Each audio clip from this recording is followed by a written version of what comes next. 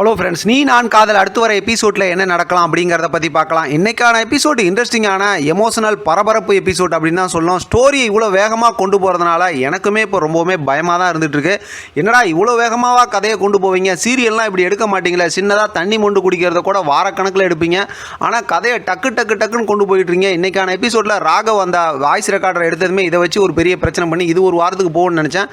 இன்றைக்கான எபிசோடில் காவாசி கூட அதை பற்றி பேசல, டக்குன்னு அடுத்த ஸ்கிரிப்டுக்கு போயிட்டாங்க. இவ்வளோ ஃபாஸ்ட்டாக டக்குன்னு ஸ்டோரியை கொண்டு போகிறாங்க.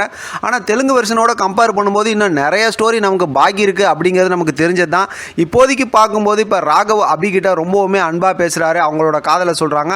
அபியும் வந்து ராகவோட லவ்வை வந்து அக்செப்ட் பண்ணிக்கிற ஒரு மைண்ட் செட்டுக்கு வந்த மாதிரி தான் இன்றைக்கான எபிசோடில் காட்டுறாங்க. இன்னொரு பக்கத்து பார்த்தோம் அப்படின்னா ஆகாஷ் அனுவோட ரொமான்ஸ் இருக்குது. இதுக்கடையில் முரளியை போட்டு பயங்கரமாக இரிட்டேட் பண்ணி சம்பவம் பண்ணிகிட்டு இருக்காங்க அவங்க ரெண்டு பேர் சேர்ந்து. இதோட மட்டும் இல்லாமல் இன்றைக்கான எபிசோட் லாஸ்ட்டில் பார்த்தோம் அப்படின்னா ராகவ் அபிகிட்ட பேசி முடிச்சதுமே அபி வந்து செம்மையாக ரொமான்ஸ் ஒரு லுக் விட்டாங்க. அப்போ இவங்களுக்குள்ளார எல்லாமே கதையை டக்குன்னு முடிக்கிறதுனால ஒருவேளை பார்த்தோம் அப்படின்னா ஸ்டோரி எதுவும் முடிச்சிருவாங்களோ அப்படிங்கிற மாதிரி யோசிச்சா கண்டிப்பாக இல்லை. இப்போ வரைக்கும் அஃபிஷியலாக எங்கேயுமே யாருமே சொல்லலை ஸ்டோரியை முடிக்க போகிறேன் அப்படின்னு. அதனால் கண்டினியூ தான் பண்ணுவாங்க. ஆனால் அடுத்து காட்டின ப்ரொமோவை பார்க்கும்போது இன்னுமே பயமாக இருக்குது. இப்போ கோயிலில் பார்த்தோம்னா ஏற்கனவே சொன்ன மாதிரி அந்த எலுமிச்சம்பழ விளக்கு போட்டுக்கிட்டு இருக்கிறாங்க, நேர்த்திக்கடன் பண்ணியிருந்தாங்க இல்லையா, அது மாதிரி அந்த விஷயம்லாம் செஞ்சுட்டு இருக்காங்க. அந்த பூஜையெல்லாம் செஞ்சுட்டு இருக்கும்போது முரளி செஞ்சு வச்ச மாதிரி பிளானில் பார்த்தா கீழே எண்ணெய் கொட்டி விட்டு அங்கே ஒரு ஆளை ஏற்பாடு பண்ணி அவங்க வந்து இடிக்கிறாங்க. அது வந்து சுந்தரி இன்னொரு பக்கத்து பார்த்துட்டு இருக்காங்க.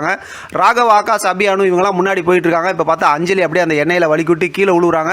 பதறி அடிச்சுக்கிட்டு ராகவும் ஆகாஷும் அப்படியே ஓடியாடுறாங்க. அபி, அனு ரெண்டு பேருமே வந்து பதறி போகிறாங்க. கண்டிப்பாக பார்த்தா அஞ்சலி கீழே விழுந்துருவாங்க. ஏன் இப்படி யோசிக்க தோணுது அப்படின்னா, ஏற்கனவே பார்த்தோம் அப்படின்னா அஞ்சலிக்கு வளகாப்பு ஃபங்க்ஷன்லாம் ஏற்பாடு பண்ணியாச்சு அப்படிங்கிறனால சீரியலில் நிறைய செலவாகுதுங்கிறனால அப்படி ஒரு ஃபங்க்ஷன் ஏற்பாடு பண்ண வேணாம், டக்குன்னு ஸ்டோரி அப்படியே ஹாஸ்பிட்டலுக்கு கொண்டு போயிடலான்னு முடிவு பண்ணிட்டாங்களாட்டிருக்கு. ஏன்னா தெலுங்கு வருஷன்லையும் ஹாஸ்பிட்டல் போனதுக்கப்புறம் தான் முரளி பயங்கரமான சைக்கோத்தனமாக நடந்துக்குவாங்க. அதனால் இப்போ கீழே விழுந்து அடிபட்டதுக்கப்புறம், அதாவது அடுத்த வாரத்தில் அப்படி இப்படி நடக்கக்கூடிய அவங்களுக்கு அந்த டெலிவரி விஷயம் வந்து கொஞ்சம் முன்னாடியே ஆப்ரேஷன் மூலமாக நடக்கும் அப்படிங்கிற மாதிரிலாம் யோசிக்க தோணுது.